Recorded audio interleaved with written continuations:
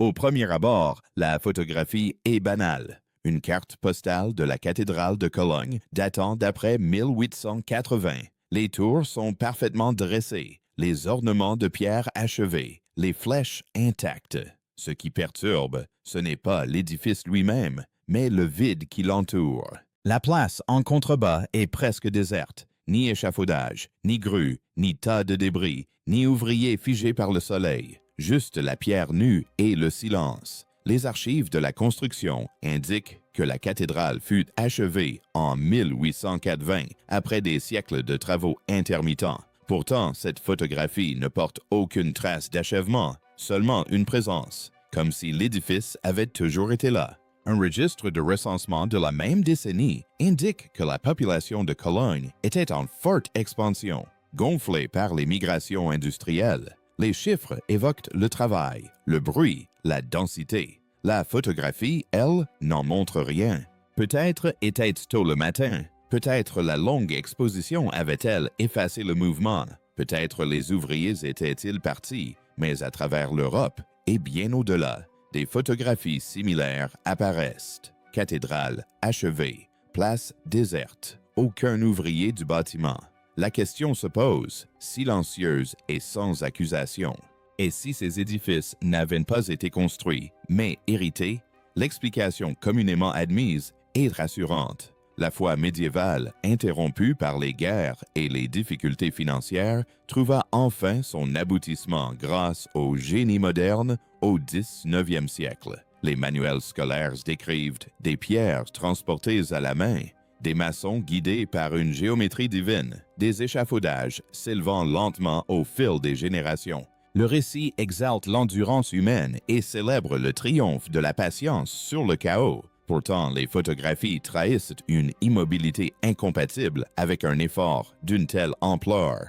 Un examen attentif des images des années 1870 et 1880 ne révèle aucune étape de transition conservée de manière systématique, aucune voûte à moitié achevée en attente de sa clé de voûte, aucune tour s'élevant progressivement étage après étage. Les cathédrales apparaissent comme achevées, architecturalement cohérentes, comme révélées d'un seul jet plutôt qu'assemblées pièce par pièce. Un guide de 1882 célébrant le renouveau de la maîtrise gothique à Cologne offre étonnamment peu de détails techniques sur la manière dont une telle précision a été atteinte. Le papier est fin, l'encre déjà délavée, les descriptions élogieuses mais vagues. Il parle de restauration d'une gloire ancienne et de réhabilitation de l'art sacré sans expliquer les méthodes, les outils ou les dates. Peut-être la documentation a-t-elle disparu lors d'incendies d'entrepôts ou de changements administratifs, ou peut-être l'histoire a-t-elle été simplifiée pour le public, la réalité complexe de la construction étant jugée trop banale pour un récit qui se voulait grandiose. Mais cette explication présuppose l'existence d'une réalité complexe à simplifier. La cathédrale est toujours là. Les photographies témoignent de l'achèvement des travaux. Les archives décrivent des siècles d'efforts. Pourtant, quelque chose dans les preuves visuelles contredit la chronologie écrite. Le vide qui entoure ces structures évoque moins les vestiges d'une construction que le calme d'une découverte, comme si les bâtiments avaient été mis au jour plutôt que construits. Pourquoi les monuments achevés laissent-ils si peu de traces de leur transformation? Le Paris des années 1860 était une ville en perpétuelle mutation. Les boulevards du baron Haussmann, en traversant des quartiers médiévaux, ont déplacé des milliers d'habitants, engendrant des montagnes de gravats et un bruit incessant. Les témoignages de l'époque décrivent des nuages de poussière, des chantiers occupant des quartiers entiers, et le vacarme incessant des démolitions et des reconstructions. Pourtant, les photographies de Notre-Dame de Paris de la même époque ne montrent aucun échafaudage, contrairement à ce qui se serait passé lors de sa restauration sous la direction de l'architecte Eugène Viollet-le-Duc. Les ornements en pierre semblent intacts. Les arcs-boutants sont propres et intacts. La célèbre flèche s'élève sans charpente apparente, malgré des documents attestant d'importants travaux de reconstruction dans les années 1860. Les registres de rénovation emploient un langage curieux. Il parle de réparation et de correction plutôt que de reconstruction. La terminologie employée suggère un ajustement, non une construction, comme si le travail consistait à remettre quelque chose en état plutôt qu'à le recréer. Une note de 1864 indique simplement « alignement vérifié, nettoyage des pierres en cours ». Les recensements parisiens de cette période indiquent que la ville comptait plus d'1 million d'habitants en 1866, attirés par les emplois dans le bâtiment et l'industrie. Pourtant, les photographies révèlent des places remarquablement dégagées autour de Notre-Dame, une visibilité parfaite et l'absence de la foule dense qui aurait dû caractériser cette période d'expansion urbaine. Peut-être le travail fut-il d'une efficacité remarquable, accompli en de brefs laps de temps que les photographes n'ont pas pu saisir. Peut-être la nouvelle technologie photographique n'a-t-elle pas réussi à rendre compte de la réalité d'une restauration en cours. Ou peut-être la restauration signifiait-elle tout autre chose, non pas construire, mais révéler, non pas créer, mais retrouver. Quand les archives parlent de réparation, qu'est-ce qui a été réparé exactement et selon quelles spécifications la forme originale a-t-elle été restaurée? Partout en Europe, au cours du 19e siècle, des affirmations similaires se répètent avec une constance presque rythmique. La cathédrale de Cologne, le Duomo de Milan, Chartres, Reims et Canterbury présentent chacun des calendriers de construction s'étalant sur plusieurs siècles, et pourtant, des preuves photographiques attestent d'un achèvement soudain. Les données de recensement des villes environnantes confirment la présence d'une main-d'œuvre importante et d'une intense activité industrielle. Les photographies révèlent un vide, un ordre et une cohérence architecturale d'une apparente simplicité.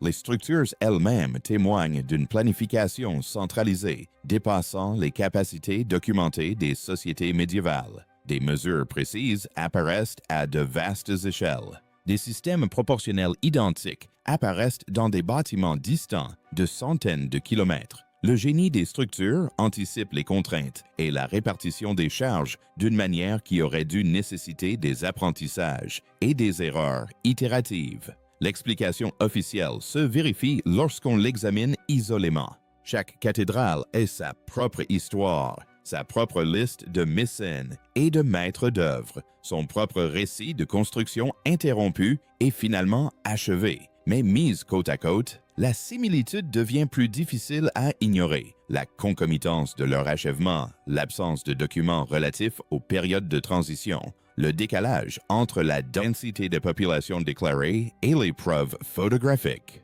Prises individuellement, chaque incohérence est négligeable. Une photo manquante ici, un document imprécis là, une saison de construction exceptionnellement productive. Tout cela est plausible. Ensemble, cependant, elles instaurent ce que l'on pourrait appeler une illusion de base, une histoire qui paraît convaincante, surtout parce qu'elle est familière, répétée si souvent dans les manuels scolaires et les guides touristiques que ces contradictions internes en deviennent invisibles. Les histoires familières sont souvent les moins étudiées. Ce qui passe pour du savoir n'est parfois qu'une simple répétition. La cathédrale de Milan abrite plus de 300-400 statues, des kilomètres de marbre finement sculpté et une précision structurelle qui rivalise avec les normes d'ingénierie moderne.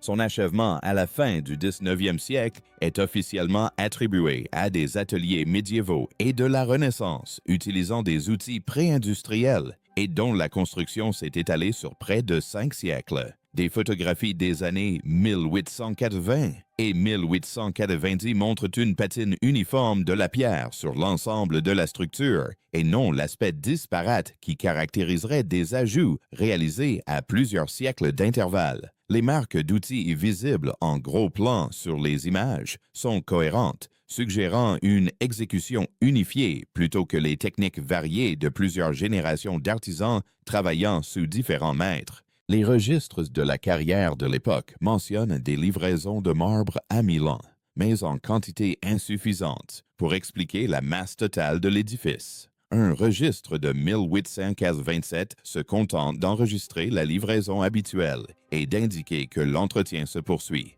Entretien de quoi? La formulation laisse entendre que le bâtiment existait déjà quasiment achevé. Les évaluations d'ingénierie contemporaine peinent à expliquer comment les ouvriers médiévaux ont réussi à établir la répartition précise des charges de la cathédrale sans les méthodes de calcul modernes.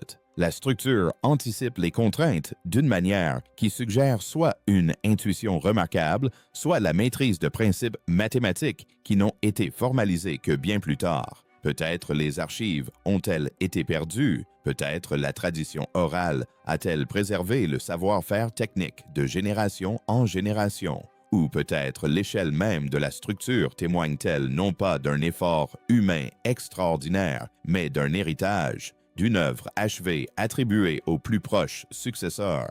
L'échelle ne ment pas. La masse d'un bâtiment, sa logique structurelle, ses exigences en matière de matériaux sont des faits incontestables. Les données, en revanche, peuvent être ajustées, simplifiées ou réécrites pour servir des récits plus rassurants.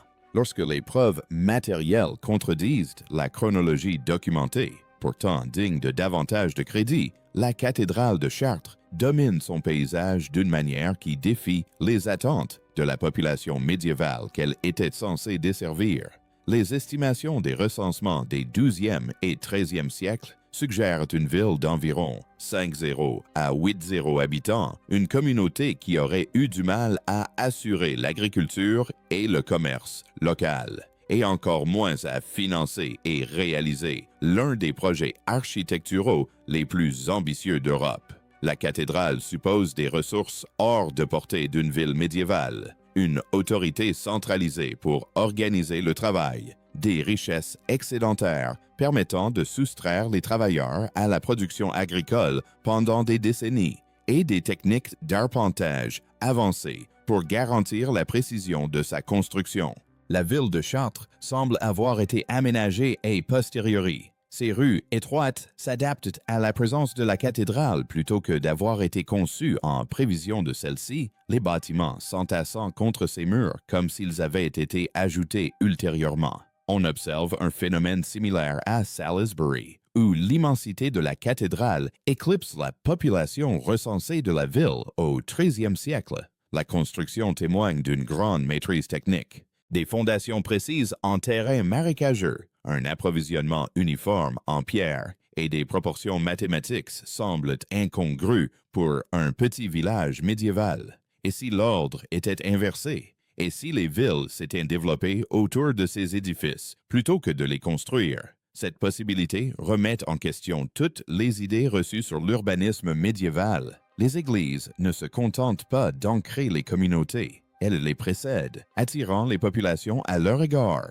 Cette interprétation reste spéculative, mais elle résout une énigme persistante. Pourquoi tant de cathédrales semblent-elles surdimensionnées par rapport à leur environnement, comme construites pour des populations qui n'y étaient pas encore installées? La version officielle affirme que la foi a inspiré des efforts impossibles. Les preuves architecturales suggèrent pourtant qu'un édifice existait déjà, attendant d'être investi et réaménagé par les communautés qui l'ont finalement entouré. À la fin du 19e siècle, des cathédrales gothiques s'élevaient simultanément sur plusieurs continents, en Europe, en Amérique du Nord, en Amérique du Sud et en Asie. La cathédrale Saint-Guy de Prague fut en grande partie achevée dans les années 1890. La cathédrale Saint-Patrick de New York fut terminée en 1878. La cathédrale du Sacré-Cœur de Guangzhou a été construite dans le style gothique dans les années 1880.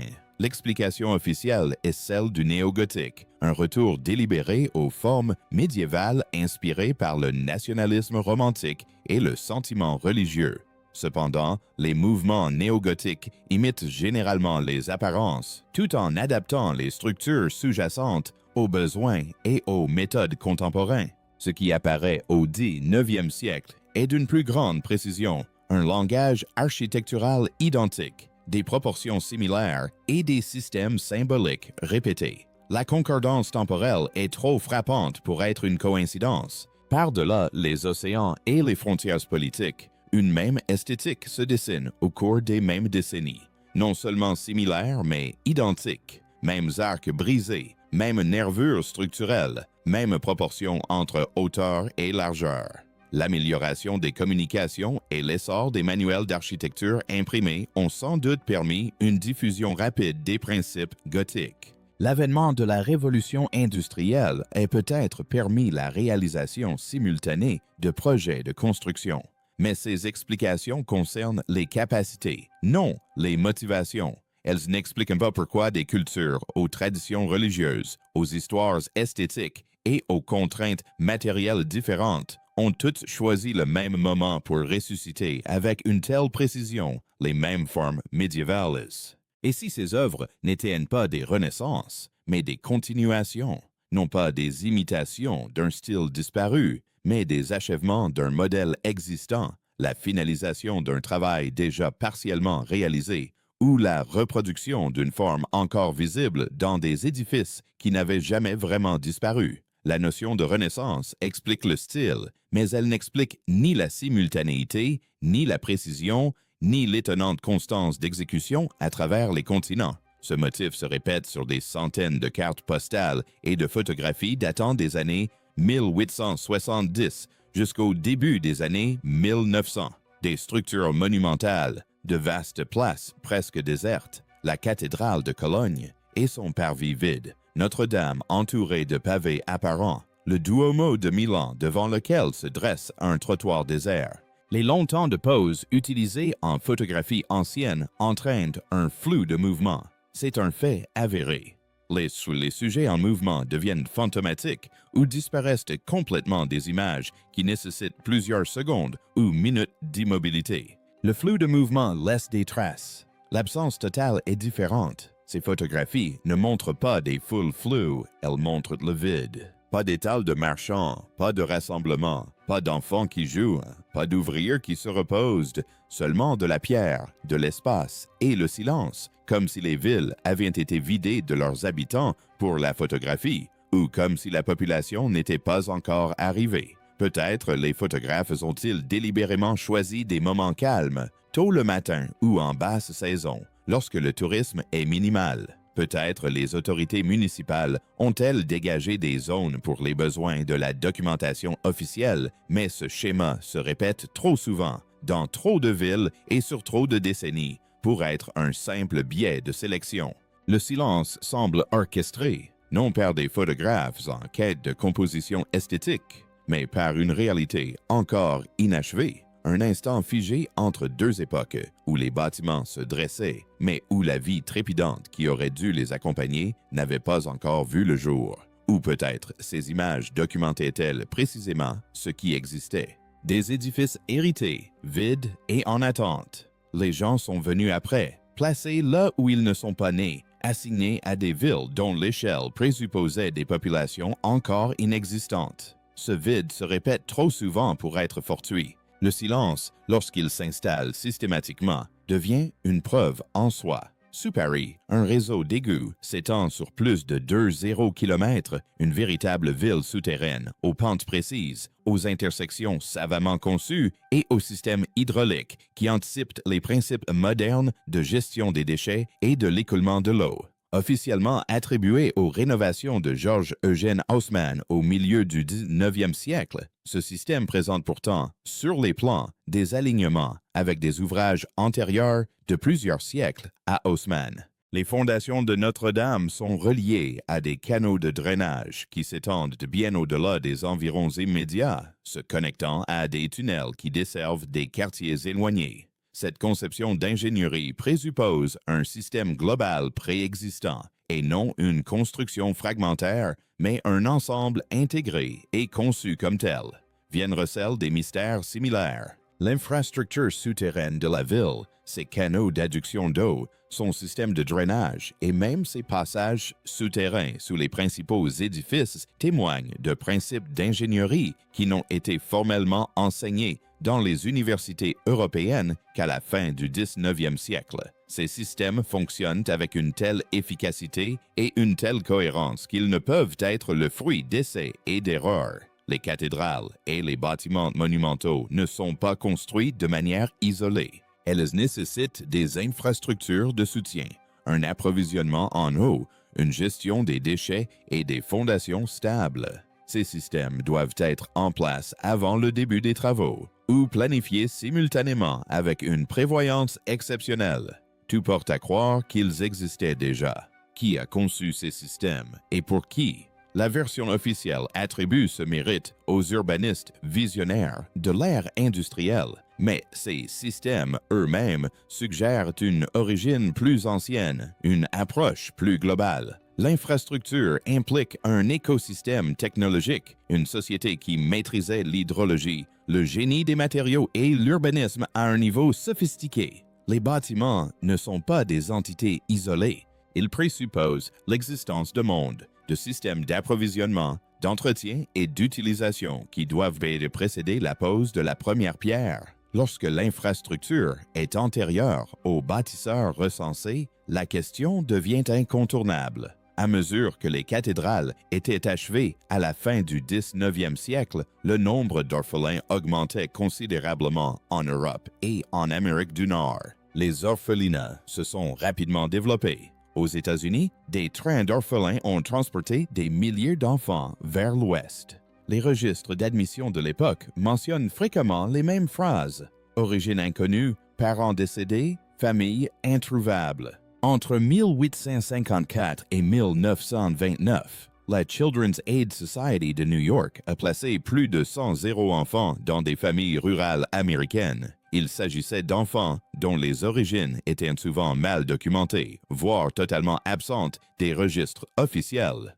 Le système fonctionnait avec une efficacité remarquable, comme s'il avait été conçu pour des populations bien plus importantes que celles que les taux d'orphelinat naturel auraient pu engendrer. Des tendances similaires se sont produites en Europe. Les registres des enfants trouvés en Italie, en France et en Espagne font état d'une augmentation spectaculaire du nombre d'enfants abandonnés durant la même période. Les institutions se sont agrandies pour les accueillir. Écoles, églises, asiles, déjà équipés, déjà dotés en personnel, déjà structurés pour accueillir des populations dont l'existence n'avait pas été prévue par les registres de naissance. L'explication officielle invoque l'industrialisation, l'exode rural et la désintégration familiale. Des causes plausibles, assurément.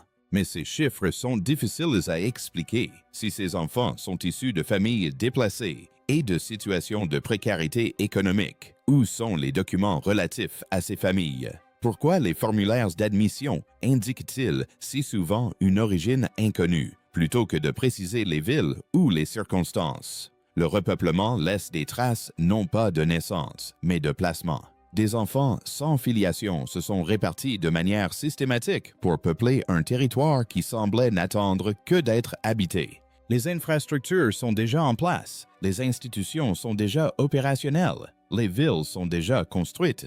Et si l'afflux d'orphelins n'était pas une crise, mais un mécanisme, non pas une tragédie, mais une procédure, un moyen de peupler des structures restées vides grâce à des enfants dont les origines pouvaient être dissimulées sans risque, car il était nécessaire de les dissimuler. Une réinitialisation nécessiterait des gardiens. Elle exigerait des enfants qui n'auraient aucun souvenir du passé.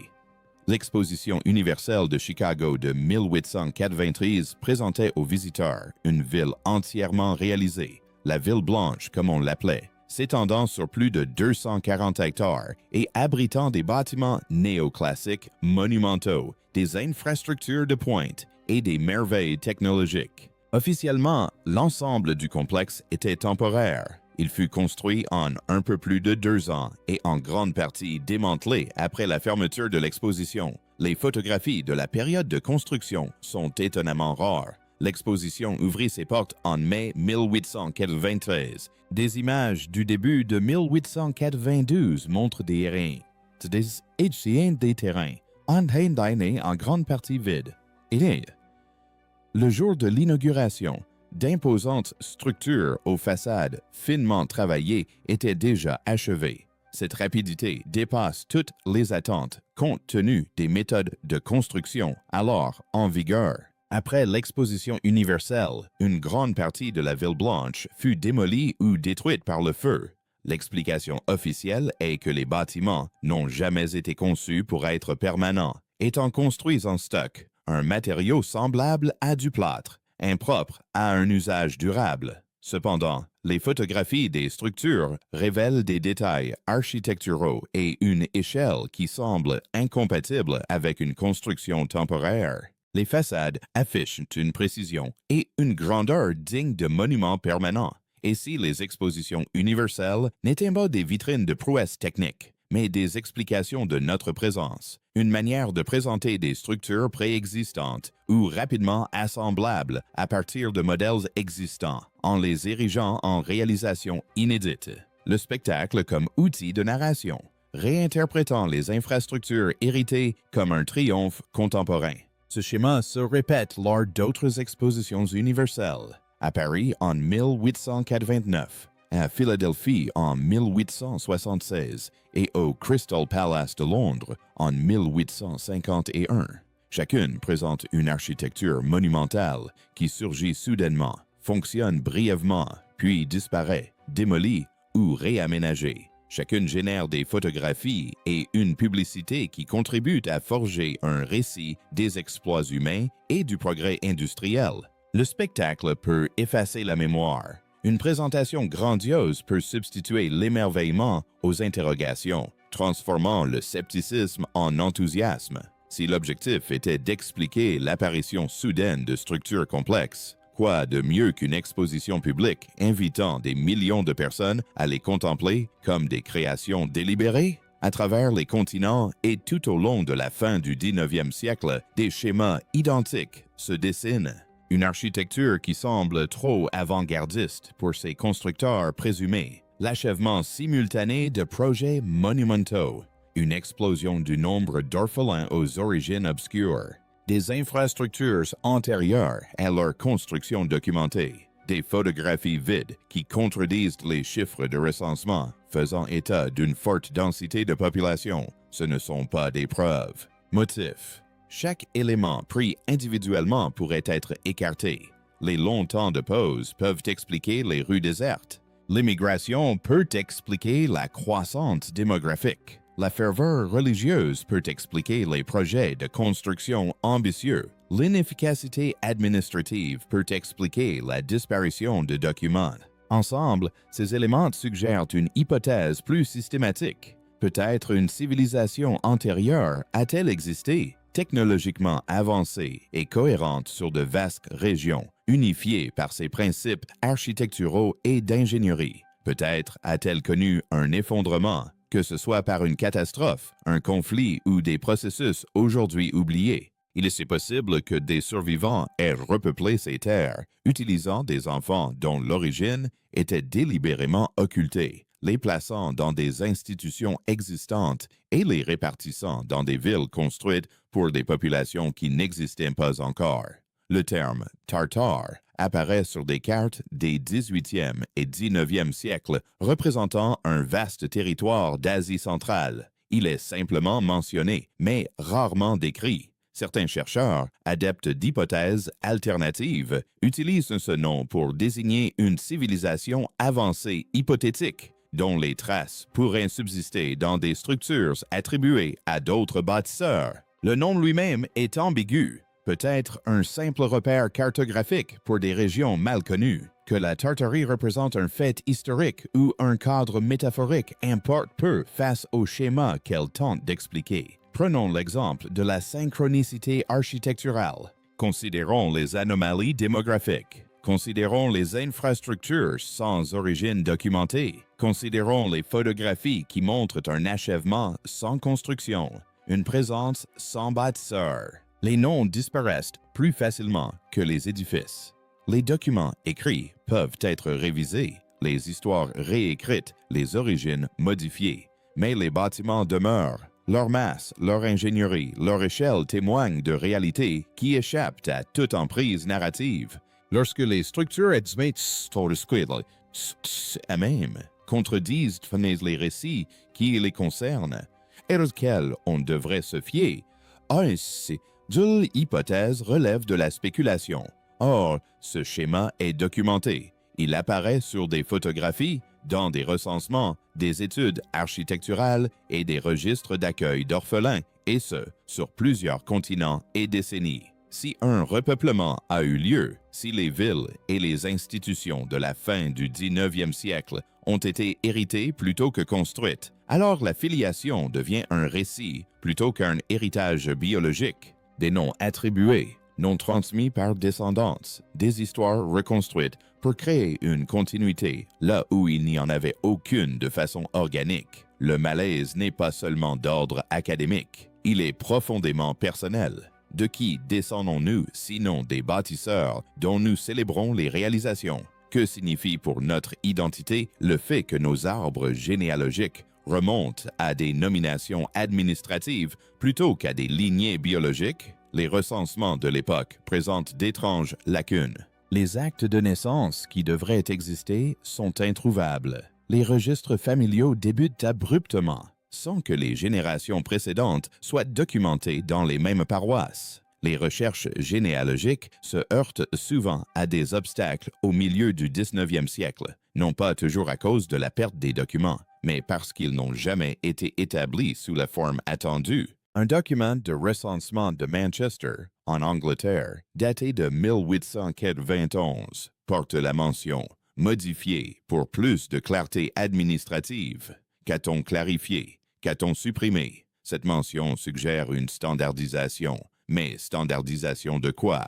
Des structures familiales, des origines, des fondements même de l'identité. Pour les personnes qui font des recherches généalogiques, ces lacunes engendrent une frustration qu'elles attribuent à une mauvaise tenue des registres ou à une incompétence administrative. Mais si ces lacunes sont systématiques, si elles apparaissent dans différentes régions, nations et continents à des moments similaires, alors il ne s'agit peut-être pas d'erreur de documentation, mais plutôt de la preuve d'autre chose, la preuve d'un placement plutôt que d'une naissance, la preuve d'un système généalogique reconstitué pour donner l'illusion d'une continuité. L'identité repose sur la continuité. Nous nous comprenons à travers nos ancêtres, nos traits hérités, les récits familiaux. Si ces récits sont des constructions, si le passé est fabriqué pour expliquer un présent qui nous est parvenu par d'autres voies, alors le fondement de l'identité personnelle devient incertain, non pas effacé, non pas détruit, mais remis en question, rendant soudain étrange ce qui nous est familier et soudain douteux ce que nous prenions pour acquis. L'étude de l'histoire devient une étude de soi. La photographie réapparaît, une carte postale de la cathédrale de Cologne datant d'après 1880. Les tours se dressent, intactes. La place en contrebas demeure vide, mais, à présent, avec l'accumulation de preuves, l'image change. Le vide ne suggère plus une construction interrompue pour la photographie, mais plutôt une conséquence. La cathédrale n'est pas un triomphe de la foi médiévale, enfin accompli par la détermination de l'ère industrielle. C'est autre chose, peut-être un vestige, une structure héritée et revendiquée, la dernière trace visible d'un monde antérieur à celui que l'on nous a appris à considérer comme linéaire et continu. L'explication officielle reste plausible, de longs délais de construction, une accumulation progressive de ressources, une ferveur religieuse surmontant les obstacles pratiques. Ces explications ne sont pas réfutées, mais elles sont désormais incomplètes. Elles ne rendent plus compte de la régularité, de la synchronicité, des photographies vides, des afflux orphelins, des infrastructures sans origine. Et si ces bâtiments n'étaient pas des réalisations, mais des héritages, non pas des monuments à la persévérance humaine, mais les vestiges d'un monde plus ancien, plus avancé, un monde disparu puis réinvesti par ceux qui se sont retrouvés propriétaires d'un monde qu'ils n'avaient pas bâti, les archives se referment doucement. Les documents retournent dans leur dossier. Les photographies retournent dans leur pochette. Mais la question demeure, suspendue entre ce qu'on nous dit et ce que les preuves suggèrent. Une note de recensement de 1890, découverte dans les archives provinciales, se lit simplement ainsi. Modifié pour plus de clarté administrative. Qu'a-t-on clarifié? Qu'a-t-on omis? Quelles vérités ont été jugées trop complexes, trop dérangeantes, trop incompatibles avec le récit nécessaire au fonctionnement de la société? Le grain de la photographie reste muet. La pierre ne répond pas. Les cathédrales sont toujours là. Si l'histoire était réécrite, si les populations étaient remplacées et les origines occultées, comment le saurions-nous? Sinon parce que personne n'a songé à expliquer, par les lacunes, par le vide, par ces édifices trop grandioses pour leurs prétendus bâtisseurs, par le silence des photographies où l'on aurait dû voir des foules.